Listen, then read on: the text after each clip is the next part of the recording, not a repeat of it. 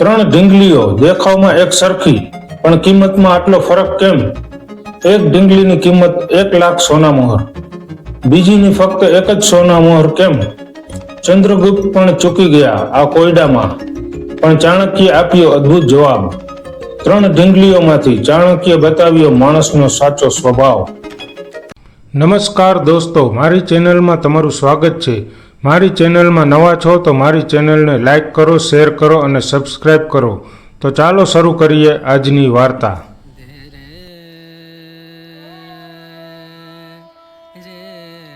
મહારાજા ચંદ્રગુપ્તનો દરબાર ચાલુ હતો. સભામાં બધા સભ્યો બેઠા હતા. મુખ્ય પ્રધાન ચાણક્ય કાર્યવાહીનું સંચાલન કરી રહ્યા હતા. મહારાજા ચંદ્રગુપ્તને રમકડા ખૂબ જ ગમતા હતા. તેમને દરરોજ એક નવું રમકડું જોઈતું હતું. આજે પણ જ્યારે મહારાજાએ પૂછ્યું કે શું નવું છે, ત્યારે તેમને ખબર પડી કે એક વેપારી આવ્યો છે અને કેટલાક નવા રમકડા લઈને આવ્યો છે. વેપારીએ દાવો કર્યો છે કે મહારાજા કે બીજા કોઈએ ક્યારેય આવા રમકડા જોયા નથી અને તેઓ ક્યારેય જોશે નહીં. આ સાંભળીને મહારાજાએ વેપારીને બોલાવવાનો આદેશ આપ્યો.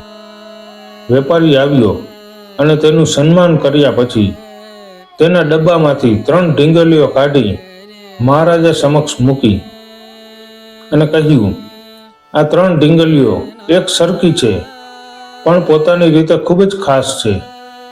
તેઓ સમાન દેખાઈ શકે છે, પરંતુ તેઓ ખરેખર અનોખી છે.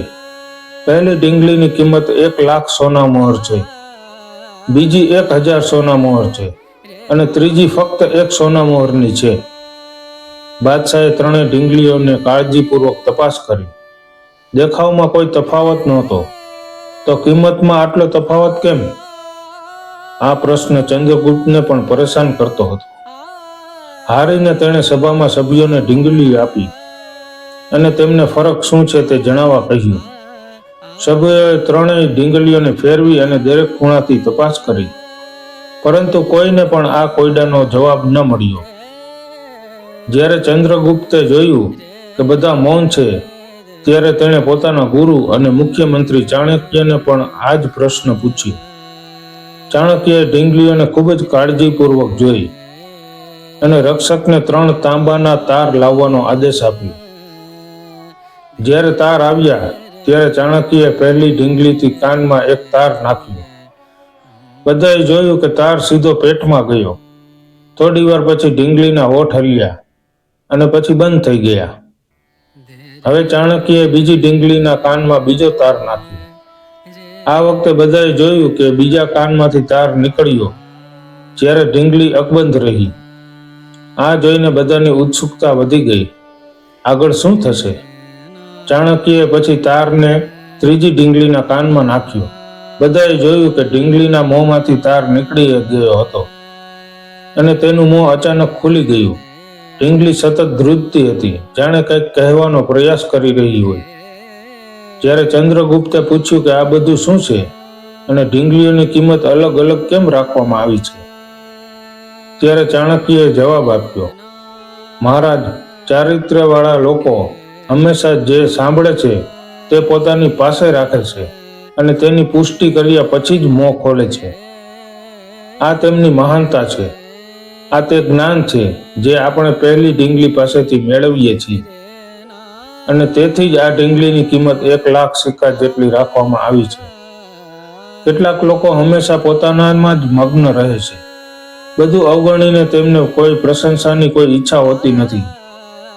આવા લોકો ક્યારેય કોઈને નુકસાન પહોંચાડતા નથી. આ તે જ્ઞાન છે જે આપણે બીજી ઢીંગલી પાસેથી મેળવીએ છીએ અને તેથી જ આ ઢીંગલીની કિંમત 1,000 સિક્કા જેટલી રાખવામાં આવી છે. કેટલાક લોકો નરમ દિલના અને હળવા દિલના હોય છે. તેઓ કંઈ સાંભળતા નથી અને આખી દુનિયામાં હંગામો મચાવતા નથી. તેમને ખબર નથી હોતી કે સાચું શું છે કે ખોટું. તેઓ ફક્ત વાત કરતા રહેવા માંગે છે. તેથી જ આ પ્રતિમા ફક્ત 1 સિક્કા જેટલી જ કિંમતની છે. સમજદાર એ નથી કે જે બધું બોલે. સમજદાર એ છે જે યોગ્ય સમયે બોલે. આવી જ કથાઓ માટે ચેનલને સબસ્ક્રાઇબ કરવાનું ના ભૂલતા.